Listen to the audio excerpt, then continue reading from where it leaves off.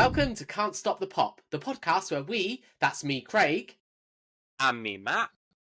do a deep dive on a song from the 90s or noughties. So, Craig, darling, what fantastic song are we talking about this week?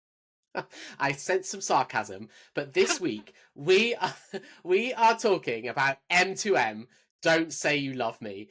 What are your immediate thoughts? I'm already grinning. I mean, it's a pleasant song. Oh, get out. I wasn't aware of this song. Full disclosure. This is an episode in which that Craig has introduced me to something new. And yeah, it's a really nice song. I think I wrote that it feels like an Alanis Morissette or Natalie Imbruglia B-side. So think about what you will. I mean, I'll take that. Yeah, it's nice. It's nice. But I'm interested about the story of the song. Oh, such a great story. Anyway, Craig, before we get into it, then tell us who are M2M. Tell me who M2M are, and why are we talking about this song in particular? Okay, so M2M were a Norwegian pop duo comprising Marit Larsen and Marion Raven. And they'd been childhood friends and they formed a duo and released their debut album, Shades of Purple, in the year 2000. And they came at the time of Lena Marlin as well. I think their singles were released in the UK pretty much weeks apart.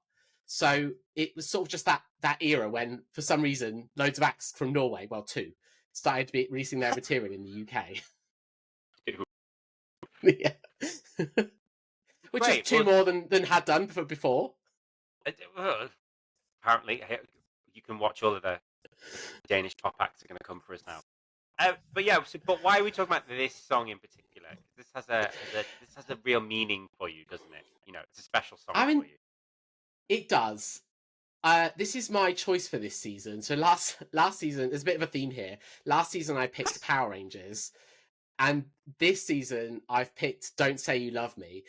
This is, no word of a lie, one of my favourite songs of all time. I adore it, but probably because it was released from the soundtrack to Pokémon, the first movie, which is really what I think of when I think of this song. There we go. There's the clang moment. It's from the first Pokemon movie. For the record, I loved Pokemon growing up. Me and my brother were obsessed with the second Pokemon movie 2000. And I loved that for both the first and the second movie, they really did get every pop band and their dogs on the soundtrack. It was like, can we shoehorn them in? Let's do it. Yeah. Let's make a concert version. Let's do it. So as soon as you said this is from the Pokemon soundtrack, I was like, oh, okay. I was surprised I'd never heard it before. But yeah, it's nice. It's a really pleasant song. I think the thing about the song that it's just me always being sarcastic, I'm well aware, but it's some of the pronunciations. It's just and yeah, free hand. I'm like, what? What are you saying? Wait, is that one word or is that 3 words? I don't really know. Do we care? I don't know. I don't care. I love it. So you couldn't give I don't care. anything. No, I could. I mean, I think so. This was. I loved Pokemon. I got the first Pokemon game on the Game Boy. I adored it, and I went to see the movie. And for anyone who doesn't know, the first movie, was really weird because it was basically a feature-length episode of the cartoon with an extra cartoon at the start of it and a prologue that was also a bit of a cartoon, and they just sort of put them all together and released them as the first movie. But the movie was massive. It was a huge event for kids in the year 2000. I think any one of us, I think this is my favorite thing that I say of every episode at some point. If any of our listeners are what we would deem young and they don't understand what Pokemon is or how big Pokemon was, my God, you know what you said this in season 1. You referenced the Power Rangers in the same way as how big Frozen was. for that Yeah. generation in terms of a Disney thing, a song, a movement. I think Pokemon was the equivalent, but obviously like a few years down the line. It We're living in an era where kids and teenagers don't have social media, and we're living in an era in which that they don't have access to streaming. So songs and pop culture references and TV shows were only accessed via the playground, Yeah. really. And Pokemon was just such a cross genre thing because it was the card game and the TV show and then the movie. This was huge, wasn't it? Yeah, and so this for the soundtrack, they went big on this soundtrack. So the soundtrack for the first movie's got songs from Christina Aguilera, Britney Spears, NSYNC, Bewitched, Billy Piper, Emma Bunton, and then you've got M2M All the as the lead greats. single. All the greats plus M2M. But that was they'd been signed by their label, and their label obviously saw this opportunity. That the label released the soundtrack. They were like, "Well, this is a great opportunity. We've got these two teenagers with this really. I think this is a relatable song for teenagers. It's Oh, a it's lovely. it's yeah, it's just about a teenage crush and not getting too heavy too soon and just wanting to have fun. And it's very pop rock before pop rock was a thing, and I love that. So they took this opportunity. I just think these two young women, really talented, they co-wrote this song together, no one else. Imagine as a sort of 17, 18-year old going having this opportunity. I just think amazing.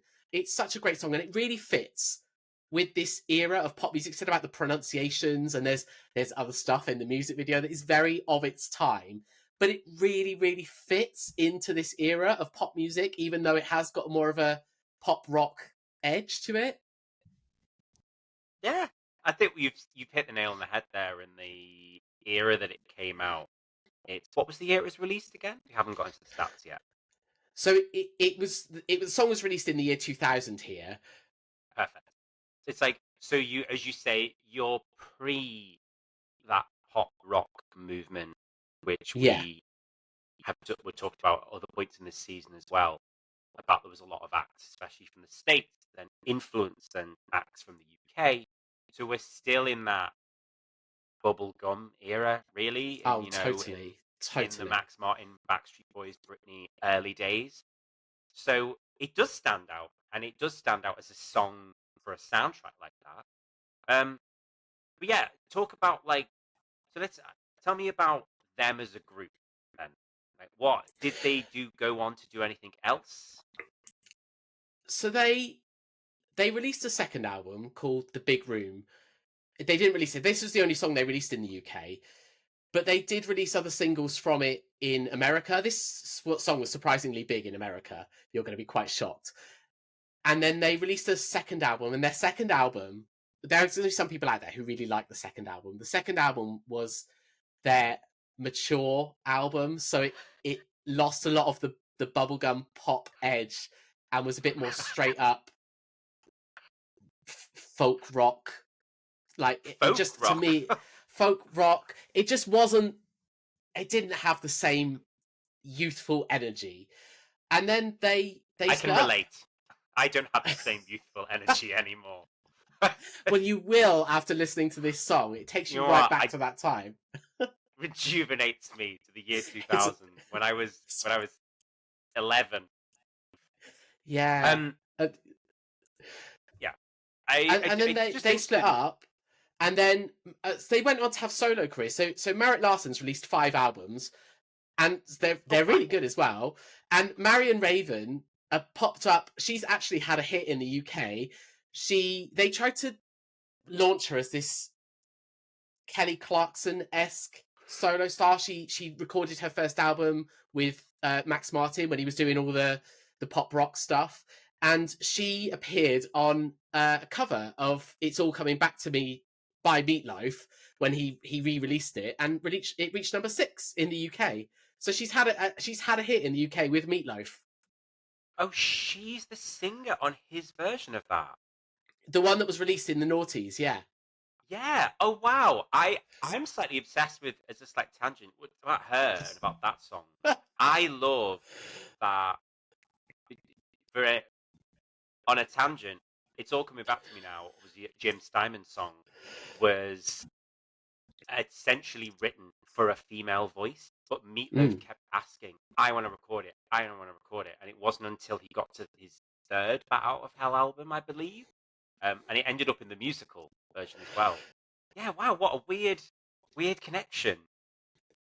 Imagine that. It's all That's come where it back to all me. started here. It's all come. There we go. It's all come back to me. Coming It's back. all come clear. Um, And right. this song, I just have to say, the key change in this song. If you want a song with a key change, this is that song. It's such a rush. Move over S Club Party. It's all about this. It's Rivals Upside Down by the 18s. Wow, that's a statement. That is a That key is a change. bold statement. That is a key change. Right, Craig, tell us about the video, because I have some thoughts. I bet you do. So the video, I also adore. I just adore everything about this. It's set in a drive-in movie, so they're in their car, and obviously they're watching Pokemon the first movie on the big screen. Although there are versions of it that There's a don't feature version Pokemon without it, and there's a version with it. But yeah, they are. But they're essentially watching Pokemon the first movie, so you see clips from the movie on the TV screen, and then it all gets a little bit chaotic. So there's a guy trying to feed the film reel through the projector, and it all starts gets tangled up, and then there's a popcorn machine, and it explodes, and popcorn just rains down on everyone. All the while they're watching this drive-in movie, and M2M just start performing the song, and I'm like, if I was at a drive-in movie, as much as I love this song, if I was at a drive-in movie watching Pokemon and two women got up in front of my car and started singing, I would be a bit annoyed. It's really quite a weird video for a song which is so pleasant and nice and a little teenagery. I do feel like someone from the record company, because they knew it was going to be Pokemon, they came in and they went, right, we've got to make this video big. Like, go hard or go home. Yeah. It's just so weird to me. I was watching it going, what is happening? Like, I couldn't connect the dots about the movie reel, and really quite odd, to be honest. All I will say is that it's time for the clip. Baby, don't dance. Because, wow. Like, I haven't seen an unnecessary dance break like that in quite some time. That genuinely made me want. I was going to pause it. I didn't have time, though. I was just watching it like, no. Surely they'll stop dancing. No, they are continuing to dance. Yeah.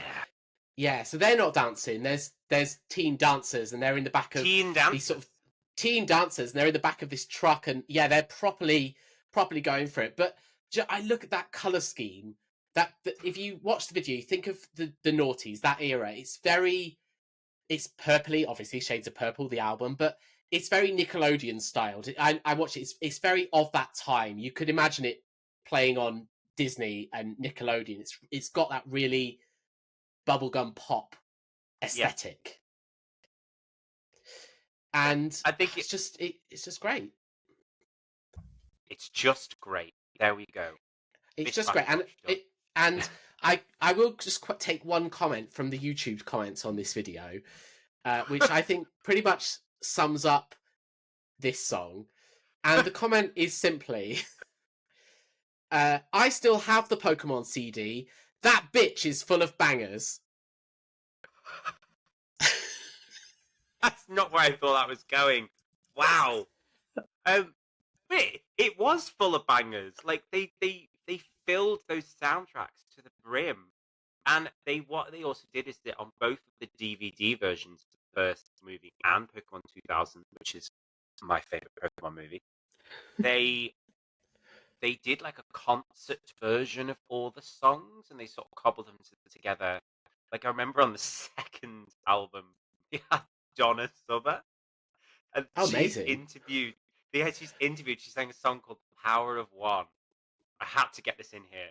And she sings a song of the Power of One, but she obviously has no idea what she's doing. She's recorded this song and she gets interviewed and she's going, my my little cousins and my grandkids, they say, you should do the Pokemon soundtrack. I thought it was Pokemon, but it's Pokemon. And she's there just like in the studio looking like a rabbit in headlights. Like, I don't know what I'm singing about, but I'm here. And they make such a big deal of, we have Donna Summer on this soundtrack alongside generic boy bands and girl bands who you'd never heard of again, but all released absolute pop bangers. And this Yeah. does fit side by side with them. And I love the, not to big us up, but if we didn't talk about these sort of songs, I don't think people would. I think they would get forgotten about. And except for the hardcore Pokemon fan, because unless you've got that longevity or you've got a team behind you pushing you in the streaming area to continue, or you somehow manage to go viral on TikTok, which still revolves around a team pushing you, then Yeah. songs from this era just get forgotten about. And I know I made the joke that it sounded a bit like an Alanis Morissette or Natalie Imbruglia B-side. For the record, I don't think that's a bad thing, because they're two artists that had so many songs that may have been forgotten about now, but obviously they were much bigger. Yeah, I love it. What a pleasant surprise for me to listen to, Craig. Right, tell me Thank you. about. I hope you loved it. You know what? I did. I have been converted. Maybe I will join the M2M fan club, which I'm sure you started. You are the founding member. I'm the only member, but sure. Right, tell me about, where did it chart? What did it sell? Tell me the stats. Sales wise, it peaked at number 16 in the UK, which I guess sort of about right for this song and That's a hit these Pokemon. days. That is that. I mean, it's a hit. It got to number 21 in America, which comparatively, I think that's really good. So, and understandably, then they really focused on America for the remainder of the album campaign. I'm not even convinced that I'm sure if this was a bigger hit in the UK, they would have followed it up. But this was about Pokemon. It wasn't really about M2M, was it? So I can sort of see why it was the only song they released here. It's got nothing to do with the movie. The movie's not about falling in love, but it was a hit. It came out alongside the movie, got to the top 20. That was it. And you still play it on a daily basis. It's on your I morning would not playlist. say daily, but certainly weekly. Weekly. Okay. Your weekly thing in the Craig household. I once did a countdown elsewhere, because I love a countdown, of my favourite songs of the noughties, or like from 2000 to 2009. I counted down 545 songs that I loved, and this was my favourite. This is your favourite song from the noughties? I would say it's really hard to pick a favourite song, but if I think of a song that I've never fallen out of love with this song. I've never had a time when I thought, it wasn't ever as good. It never fails to do for me what I want it to, which is just to plot me right back in that era. And I suppose for that reason is one of the reasons I love it. I still listen to it regularly. I enjoy it, and I just bask in this glow of nostalgia and just being a kid in the world of Pokemon again. So I'm not saying it's the best song of the noughties, but it's probably one of my favourite songs of the noughties. I love that. I didn't know that it was there. I knew you loved it, but I didn't know it was up there. Wow. Yeah. So you've spent 20 minutes mocking me, and it's a song that means so much to me. But that's what people listen to the podcast for me to sarcastically mock you, and you to sarcastically mock me. There we go. Can I ask you one question before we? Can I ask you one question before we round up? Yeah. Who was your first Pokemon? My first Pokemon. Yeah, the first one you ever caught in the games.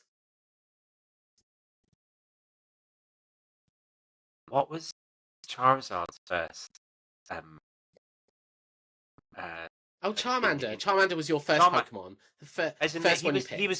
he was my starter Your, one that I picked. your Yeah, starter it was Pokemon. Yeah. It was a Charmander. Yeah. Mine was What Bulbasaur. about you? Bulbasaur. Oh, I think that fits our personalities. Yeah, it really does. Fire beats grass. Fire beats grass. Fiery, grassy. There we go. You heard it here. Can't Stop the Pop listeners. We are Charmander and a Bulbasaur. Hopefully one day evolving into a Charizard and a... What was his A Venusaur. ultimate?